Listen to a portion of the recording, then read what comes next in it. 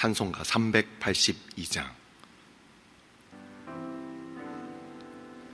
너 근심 걱정 말아라. 주 너를 지키리.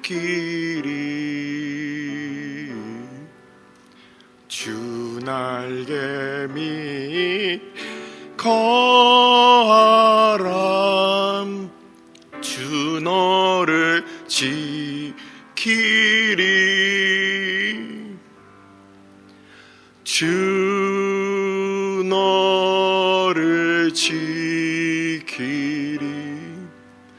아무 때나 어디서나 주 너를 지키리. 늘 지켜주시리.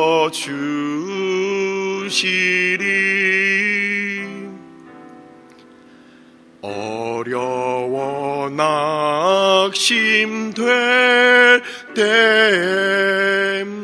주 너를 지키리. 위험한 일을 당할 때 주 너를 지키리.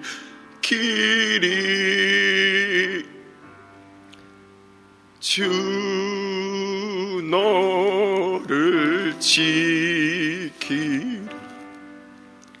아무 때나 어디서나 주 너를 지키리. 늘 지켜주시리.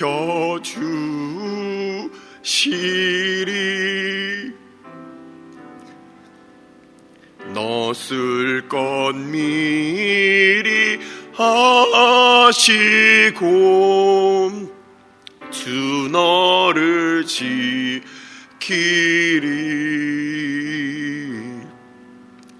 구하는 것을 주시며 주 너를 지키리. 주 너를 지키리. 아무 때나 어디서나 주 너를 지키리. 늘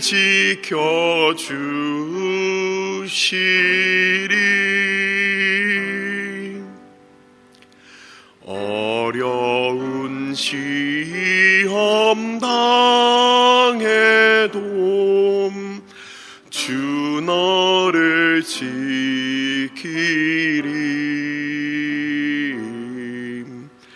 구주의 품에 거하라. 주 너를 지키리.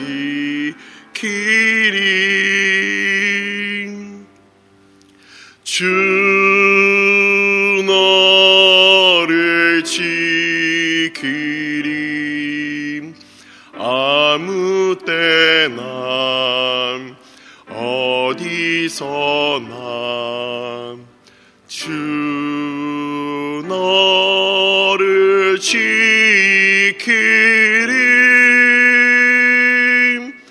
늘 지켜주시리.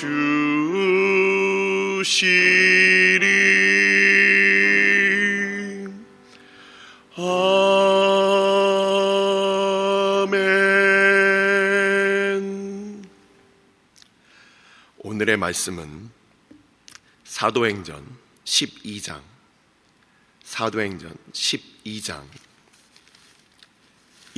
11절부터 19절까지 말씀.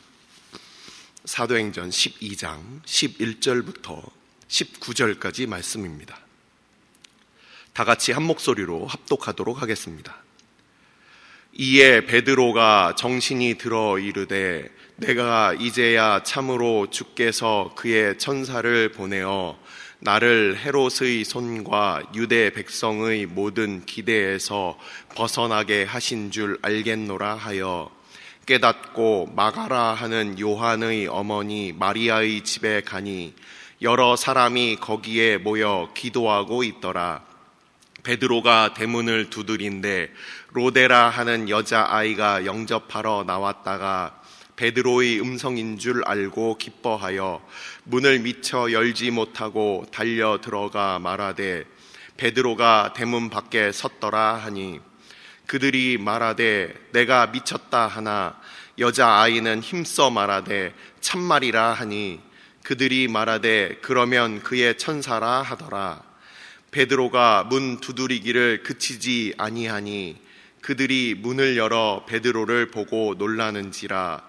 베드로가 그들에게 손짓하여 조용하게 하고 주께서 자기를 이끌어 옥에서 나오게 하던 일을 말하고 또 야고보와 형제들에게 이 말을 전하라 하고 떠나 다른 곳으로 가니라.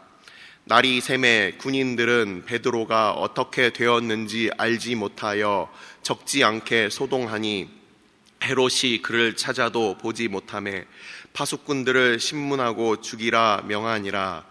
헤롯이 유대를 떠나 가이사랴로 내려가서 머무니라. 아멘. 축복하고 기도한 후에 말씀 보도록 하겠습니다. 여호와는 내게 복을 주시고 너를 지키시기를 원하며 여호와는 그의 얼굴을 내게 비추사 은혜 베푸시기를 원하며 여호와는 그 얼굴을 내게로 향하여 드사 평강 주시기를 원하노라.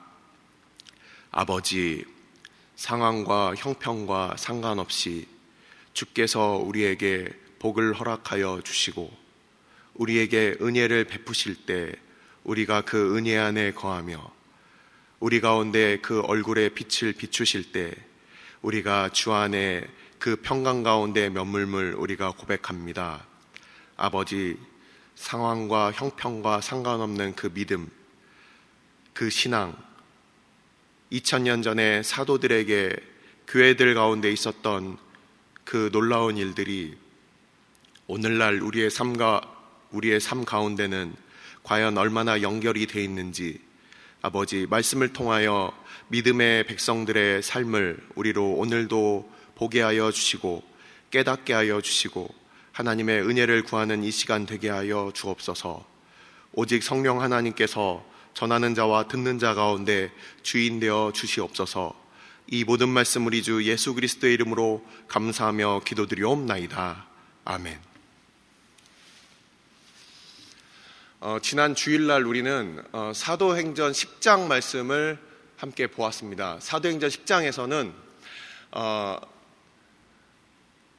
사도행전 10장에 가이사랴에 살고 있었던 고넬료라는 그 로마 군대의 백부장이 환상 가운데 베드로를 청하라라는 그 말을 듣고 그리고 베드로가 기도하던 중에 욥바라는 곳에서 기도를 하던 중에 하나님의 그 환상을 보고 나서 그리고서 그들이 함께 동행해서 가서 그리고 베드로와 고넬료가 함께 만나는 장면을 우리는 지난주에 같이 보았습니다. 그래서 그 장면은 뭐라고 얘기를 했냐면 그 이방인들이 이제 복음을 듣기 위하여 그렇게 모여 있었고 그것이 바로 이방인들로 구성된 교회의 시작이었다라고 제가 지난 시간에 말씀을 드렸습니다. 그것이 바로 사도행전 2장과 유대인들의 그 교회의 시작과 이방인들의 교회의 시작이 너무나도 닮아 있었다라고 그렇게 얘기를 드렸습니다. 그 이후에 이제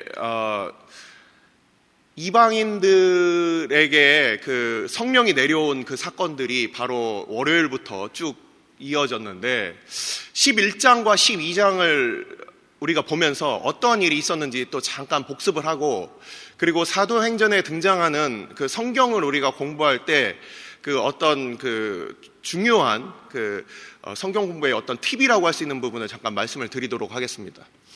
사도행전 11장과 12장을 보시면 그 앞에 있는 부분과 뒤에 있는 부분이 서로 이렇게 대칭이 돼서 이렇게 반으로 딱 접으면 우리 데칼코마니라고 하죠. 반으로 딱 이 한쪽에 물감을 묻혀서 도화지를 딱 접으면 뭐 이쪽으로 한쪽을 접으면 뭐 나비 모양이 된다든지 뭐 이런 그 한쪽에다가 별 모양 반을 그려놓고 접으면 별 모양이 온전한 것이 이루어진다든지 뭐 이런 부분에 있어서 똑같이 데칼코마니의 그 모습을 여러분들이 볼 수 있습니다. 그것처럼 사도행전 11장과 12장을 보시면 사도행전 11장 앞에 있는 부분과 뒷부분, 12장에도 앞에 있는 부분과 뒷부분이 서로 그렇게 데칼코마니처럼 접혀진다라는 겁니다. 11장을 보시면 사도들이 이제 베드로가 이방인들과 함께 만났다라는 얘기를 듣고서 그를 불러서 그래서 이제 물어봅니다. 너 이방인 만났다면서? 아니 어떻게 이방인을 만날 수가 있어? 이거 율법에 이거 어긋나는 것이다. 우리가 아무리 그 이방인들에 대해서 그 예수님의 명령이 있지만 이것은 불법 아니냐? 이렇게 이제 생각을 하게 된 겁니다. 그래서 눈썰미가 있는 분들, 이걸 발견하신 분들은 정말 성경을 보시는데 눈썰미가 있는 분들이에요. 사도행전 9장에서 보시면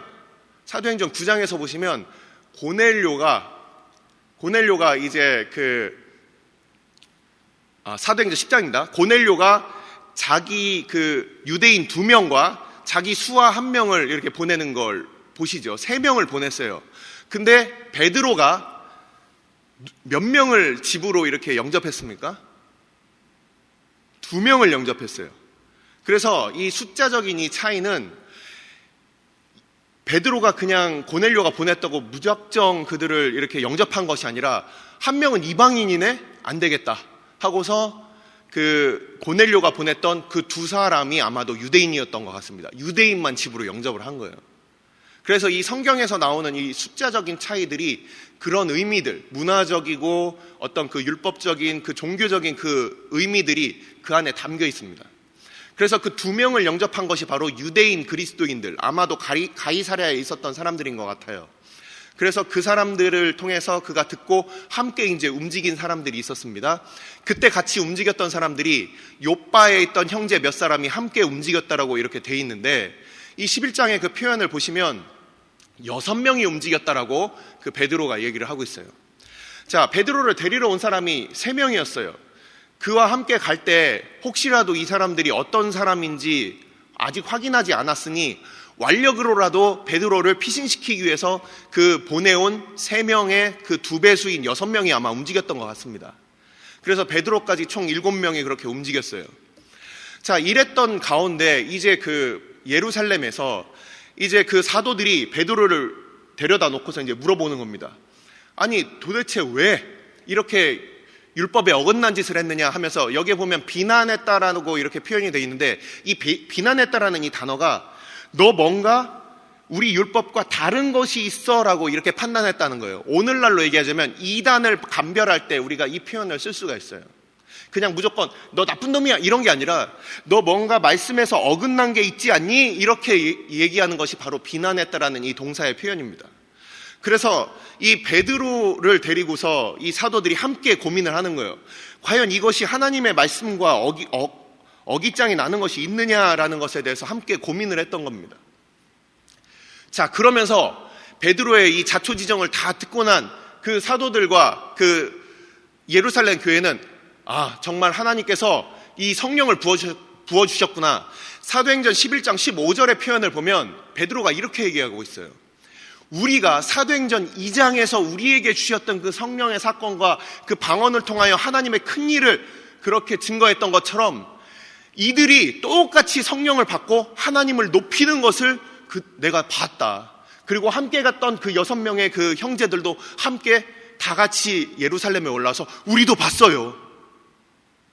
그래서 7명의 증인, 완전한 숫자인 7명의 증인이 그것에 대해서 증거를 하니까 이 모든 이 사도들이 그렇지 우리들도 사도행전 2장의 그 오순절의 그 성령의 강림 사건으로 우리도 그 일들을 우리도 받았었지 하고서 그것들을 인정하게 되었다는 겁니다. 자, 이것이 바로 11장의 이 앞에 반부분이에요. 이 뒤에 반부분은 어떻게 그것이 겹쳐지느냐? 자, 처음에는 이방인들 교회가 정말 세워졌느냐에 대해서 사도들이 이제 질문을 가진 것이죠. 이방인들의 교회가 세워질 수가 있을까? 그랬는데 이 이후 부분을 보시면 어떤 일이 있었습니까? 우리가 잘 알고 있는 안디옥에 이제 그 그리스도인들이 그들이 이제 복음을 전하는 사건이 있었는데, 스데반의 일로 흩어진 유대인들, 흩어진 유대의 교회 백성들이 이제 흩어져서 어떻게 됐냐면, 베니게 지방으로 갔다 그랬어요. 예루살렘이 있으면 그 위에 베니게 지방이 바로 수로와 시돈 지역입니다. 이곳은 예수님께서 전도를 다녔던 곳이에요. 시리아 지역이고 거기가 베니게 지역이에요. 그래서 예수님께서 누구를 만났습니까? 수리아 땅 베니게 여인, 수리아라는 지역의 베니게라는 민족의 여인, 수로 베니게 여인을 만났던 곳이 바로 이곳입니다. 그 베니게라는 그 지역이 페니키아라고 얘기를 하고, 그리고 그곳 바로 위쪽에 안디옥이 있고, 거기서부터 바다로 나가면은 구브로라는 섬이 있어요. 키프로스라는 섬입니다. 영어로는 사이프러스라고 하는데, 이 섬이 바로 바나바의 고향입니다. 이제 그 복음이 계속해서 온 유대와 사마리아와 땅끝까지 이제 전파되는 그 과정들이 스데반의 그 순교로 인해서 그것들이 시작됐다라고 성경에서 분명히 얘기하고 있어요. 그 가운데 이제 많은 사람들이 복음을 전하기 시작했는데, 특별히 이 구브로에서 왔던 사람과, 그리고 또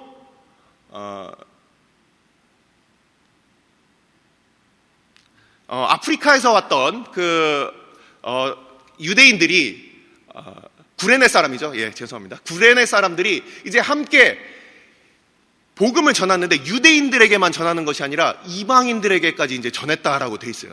그러면서 안디옥에 세워진 교회가 뭐라고 그 명칭을 받게 됐냐면 그리스도인이라는 그 명칭을 받게 되었다라고 하고 있어요. 11장의 그 뒷부분이 바로 이렇게 그 이방인들 가운데 세워진 교회인데, 이것이 어떻게 이렇게 꽉 그러면 하나의 그 쌍으로 이렇게 겹쳐지느냐 했을 때 이 맨 마지막 부분입니다. 한번 보시면 11장 맨 마지막 부분을 보시면, 이제 아가보라는 사람이 예루살렘으로부터 안디옥까지 와가지고서 이제 예언을 합니다. 이 아가보라는 사람이 이 글라우디오 때 흉년이 들 것이다 라고 이렇게 예언을 하게 되는데, 이 아가보라는 이 선지자가 훗날 사도 바울이 잡혀갈 때 이 띠의 주인이 이제 그 결박을 당하고 잡혀갈 것이다라고 이 훗날 사울에 대해서 예언했던 바로 그 사람입니다. 이 아가보라는 사람이 와서 그래서 예언을 했어요. 그래서 실제 예루살렘에 흉년이 들었고, 그래서 예루살렘 교회가 공궁한 처지에 처하게 됩니다. 바로 그러할 때 어떤 일이 일어납니까? 안디옥 교회에 있던 형제들이 이제 구제할 것을 모아서 바나바와 바울, 바나바가 다소에 있던 바울을 데려와서 그곳에서 1년 동안 그 안디옥 교회가 흥왕하는 일들을 우리가 보게 됩니다. 이제 지도자였던 그 두 사람, 그들에게 돈을 들려서, 연보를 들려서 보냈다는 것 자체가 바로 바나바와 바울은 안디옥 교회의 지도자다, 책임자다라는 것을 우리가 알 수 있어요. 그 거금의 돈을 아무에게나 맡기지 않겠죠.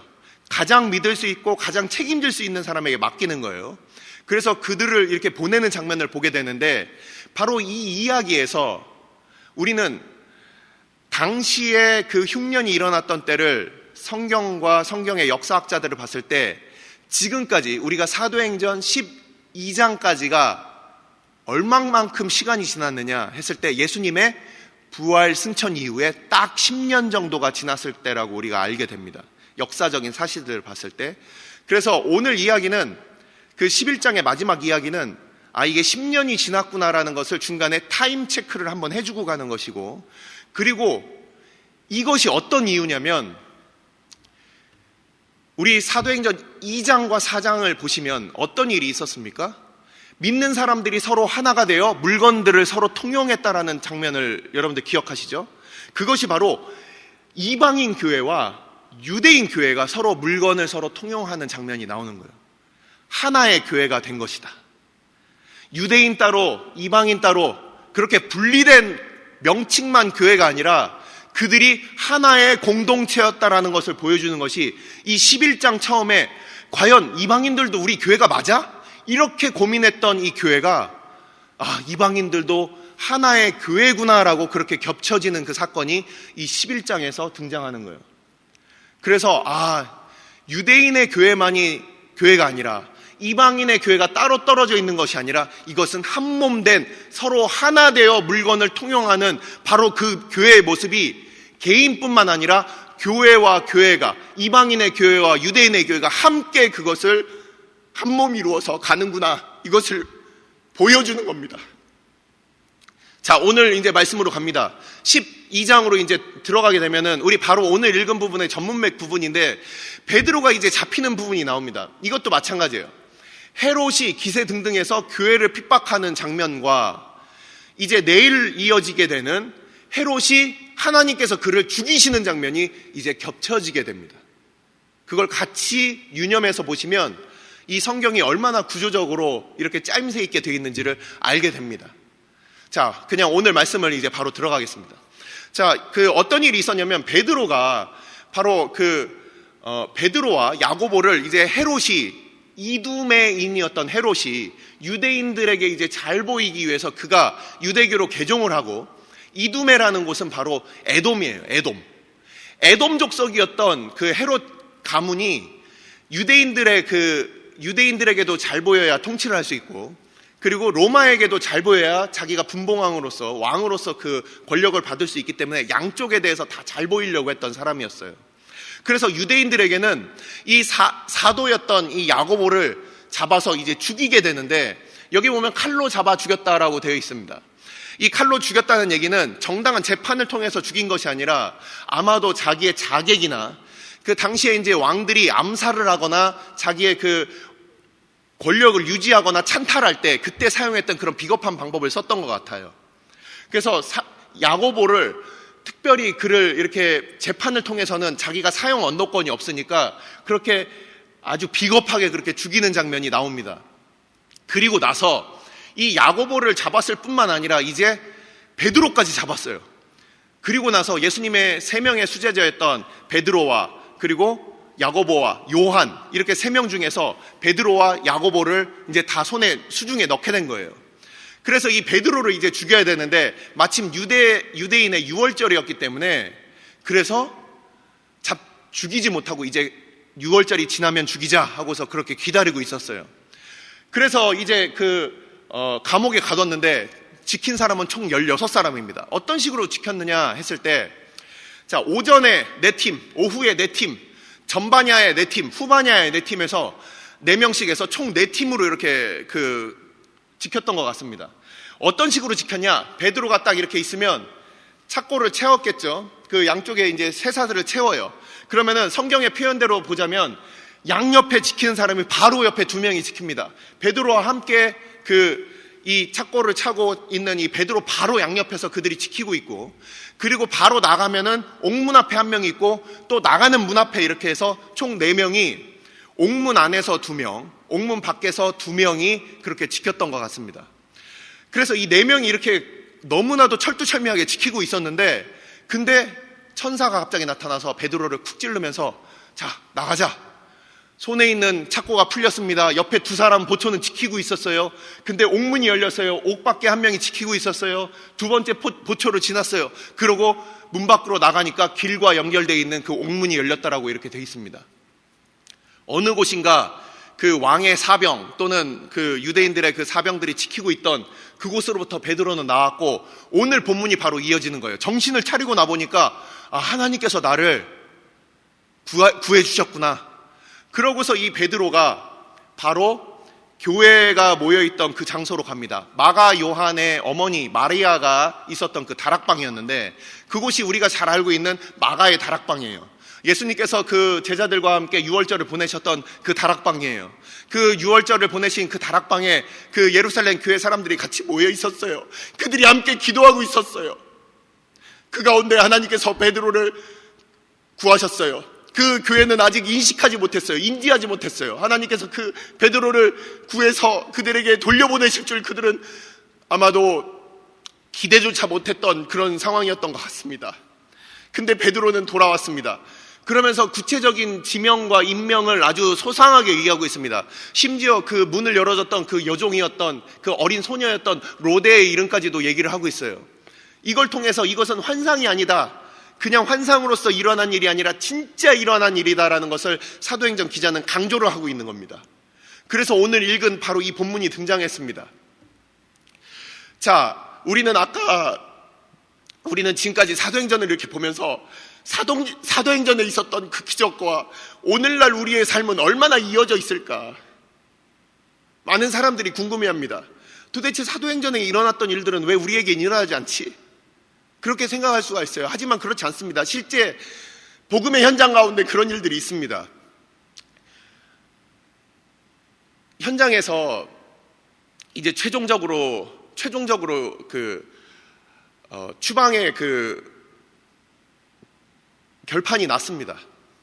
24시간 내에 추방.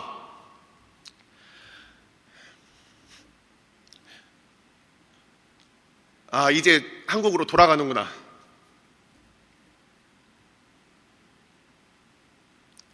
그러면은 이 현장을 이제 마무리하고 가야 되겠다.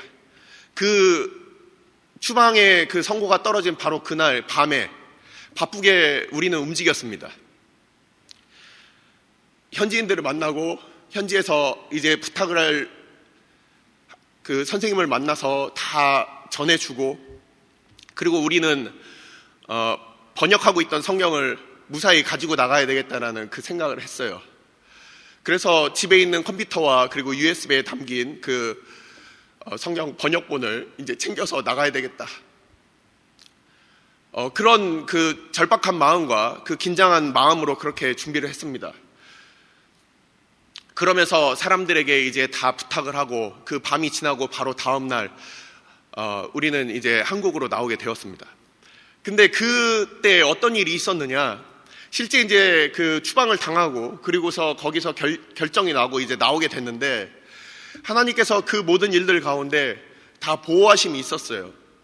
실제 USB를 찾아냈던 경찰은 그것을 압류하지 않았고, 그리고 컴퓨터를 조사했던 경찰은 제 컴퓨터만 조사를 하고, 그리고 저희 아내의 컴퓨터는 거기에 모든 성경 작업이 되어 있는데 그것은 검사하지 않았고, 그리고 나오기 직전까지 하나님께서 그 모든 것들을 보호해 주셔서 그래서 뺏기지 않고서 다 무사히 챙겨가지고 나올 수가 있었습니다. 심지어 공항으로까지 우리가 올 때 경찰차의 에스코트를 받으면서 거기에 타고서 경찰들의 그 보호를 받으면서 저희가 그렇게 나왔어요. 그리스도인들이 사도 야고보가 죽임을 당했어요. 예수님과 늘 함께했던 그 야고보가 최초로 그 사도들 중에 최초로 그가 순교를 당했어요. 스데반이 순교를 당했어요. 예루살렘 교회가 고난을 당했어요. 그리스도인들이 고난이 없다는 게 아니에요. 하지만 사망의 음침한 골짜기로 다닐지라도 우리가 해를 두려워하지 않을 것은 주께서 나와 함께 하심이라. 그 어떤 상황이 없다는 것이 아니라 그때에도 하나님께서는 우리와 함께 하신다는 거예요. 그 일들은 여전히 오늘날 우리에게도 있는 것입니다. 여전히 우리 가운데도 있는 거예요. 바로 이 베드로가 그렇게 옥에 갇혔지만, 하지만 그를 하나님의 뜻 가운데 그를 자유케 하셨습니다. 하나님께서 다시금 그를 피신시키셨어요. 그것들 가운데 예루살렘의 그 교회가 함께 기뻐하고, 그리고 하나님께서 그를 구원하심을 함께 즐거워했던 것입니다. 바로 이렇게 인간의 권세를 부리던 이 헤롯 대왕은 바로 다음 장면에서 그가 하나님의 영광을 가로챈 것으로 죽게 됩니다. 하나님께서 살아서 역사하고 계시며, 지금도 하나님께서는 주의 교회를 핍박하는 자들에 대해서 보수하고 계시는 거예요.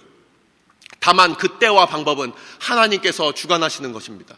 그렇기 때문에 교회는 실망할 필요가 없어요. 주눅들 필요가 없어요. 그것으로 인해 우리가 안타까워할 필요가 없어요. 왜냐하면 바로 모든 만유의 주제이신 하나님께서 하나님의 백성들을 친히 주관하고 계시기 때문입니다. 기도하겠습니다.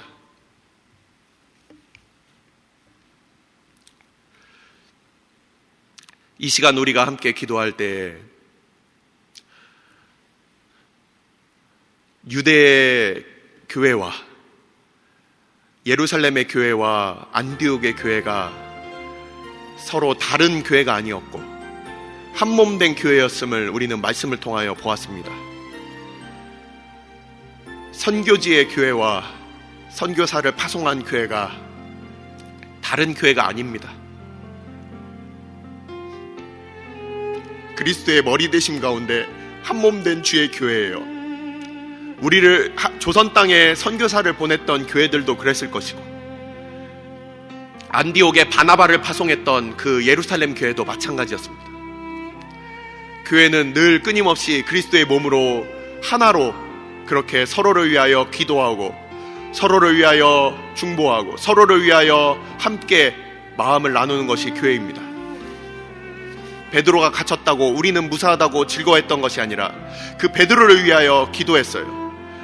오늘날도 많은 선교의 현장 가운데 하나님께서 복음의 전파를 하고 있는 우리의 성도들, 지금도 복음 전도를 위하여서 그 고난을 받고 있는 많은 믿음의 백성들, 국내에서나 국외에서나 어느 곳에서나 그 백성들과 우리는 하나로서 우리는 서로를 위하여 기도하는 것이에요.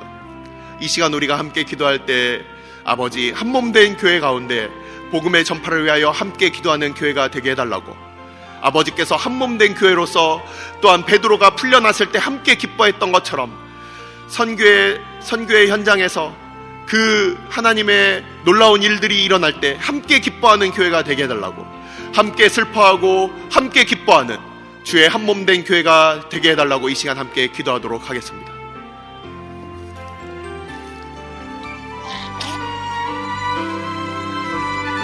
아버지께서 주의 몸된 교회를 주께서 오늘도 기억하여 주시고 오늘도 우리로 함께 기도하게 하여 주심을 감사를 드립니다. 주께서 그 옛날 주께서 안디옥 교회를 세워주시고 저들이 이방인들에게 전하여서 이방인들의 교회가 가이사랴에 이어서 또한 세워지는 것들을 우리가 보았습니다. 그 교회가 예루살렘의 교회와 한 몸이었던 것처럼 우리가 서로 한 몸으로 이루어서 교회가 전 세계적으로 함께 앞에 그리스도의 머리 되심과 주의 몸됨을 우리가 기억하며 함께 기도할 때 이 시간 우리가 우리 안에 있는 주의 백성들 또한 선교지에 있는 주의 교회들을 위하여 기도할 때 복음의 현장에 있는 주의 백성들을 위하여 기도하오니 혹시라도 저희들 환난과 핍박과 어려운 가운데 있는 자들이 있습니까? 아버지께서 저희들 함께하여 주시고 저들을 오늘도 지켜주시며 오늘도 보호하여 주시옵소서. 주의 백성들 하나하나 아버지께서 친히 다스려 주시옵소서. 저들이 낙심하지 아니하도록 주께서 저들을 보호하여 주시옵소서. 저들이 아무리 많은 착고와 그리고 많은 감시자들의 속에 있다 할지라도 하나님께서 저들을 아버지께서 오늘도 구하여 주시고 보호하여 주심을 우리로 알게 하여 주셨사오니 우리가 교회가 기도할 때 베드로를 위하여 기도했던 예루살렘의 교회들처럼 그 가운데 바울과 바나바도 예루살렘에 올라서 함께 기도했던 것처럼 우리가 함께 주의 몸된 교회로 함께 주의 백성들을 위하여 기도하는 주의 백성들 다 되게 하여 주시옵소서. 주의 교회가 주의 몸된 교회가 몸된 주의 다른 교회들 세워주신 교회들을 위하여 늘 함께 기도하는 믿음의 교회들 다 될 수 있도록 아버지께서 은혜를 베풀어 주시옵소서. 오늘 주일은 특별히 오늘 주일 예배와 주일 사역을 위해 기도하는 날입니다. 이 시간 기도하실 때 오늘 예배가 하나님 기뻐하시며 하나님의 임재가 있는 예배가 되게 해달라고, 오늘 강단을 살려주시고 말씀 전하시는 목사님 위에 성령으로 기름 부어 달라고, 교회 모든 부서와 섬기시는 일꾼들이 먼저 큰 은혜 누리게 해달라고, 계속해서 담임 목사님을 위해 기도해 주시고 함께 동역하시는 장로님들과 교육자들이 사랑으로 하나 되어 온 교회가 성령으로 충만한 가운데 부흥의 역사를 이루게 해달라고, 주일 예배와 사역을 위해 합심으로 기도하신 후에 자유롭게 기도하시면 되겠습니다. 이 시간 기도하실 때 먼저 저를 따라해 주시기 바랍니다. 주여 은혜를 베풀어 주옵소서. 주여 은혜를 베풀어 주옵소서. 다 같이 합심으로 기도하겠습니다.